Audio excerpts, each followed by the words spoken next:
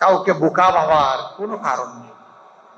আমি শুধু জ্ঞানী, আমি শুধু চালাক, আর বাকি সমস্ত লোক গবে, এটা যেন কেউ চিন্তা না করে। যার যার জায়গায় সবাই 3.5 হাত একেবারে কাটায় কাটায়। এখন মিডিয়ায় ভাসছে কারা কারা জান্নাতের টিকিট বিক্রি করেছে। সংসদে দেখেছেন, আমরা বলেছি এই সংবিধানের সংস্কার চাই, কখনো বলিনি যে এই সংবিধানকে ছুঁড়ে ফেলে দিতে চাই, আমরা কখনো বলিনি। কিন্তু আমাদের নামে মিথ্যা অভিযোগ হলো আমরা নাকি বলেছি। হ্যাঁ, সব ফায়ার আপনি যাকে টার্গেট করেছেন তার বুকে নাও পড়তে পারে, অনেক সময় ব্যাক ফায়ারও।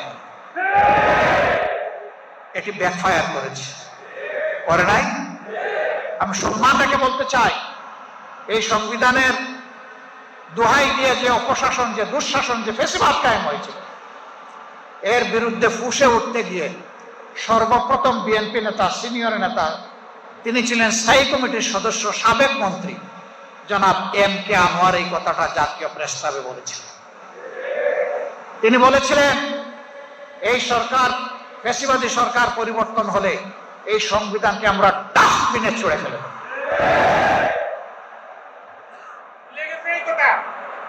তারপরে আপনারা দেখেছেন বেগম খালেদা জিয়া নিজেই বলেছেন জনগণের সরকার প্রতিষ্ঠিত হলে এই সংবিধানকে ছুঁড়ে ফেলে দেওয়া হবে।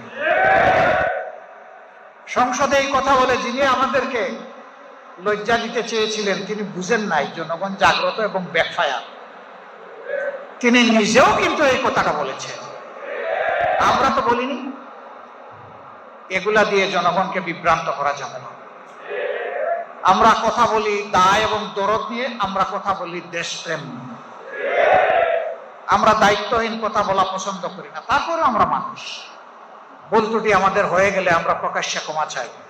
আজ বাংলাদেশ ইতিহাসের এক কঠিন বাক্যে এসে দাঁড়িয়েছে। দেশে এখন সামরিক শাসন নেই।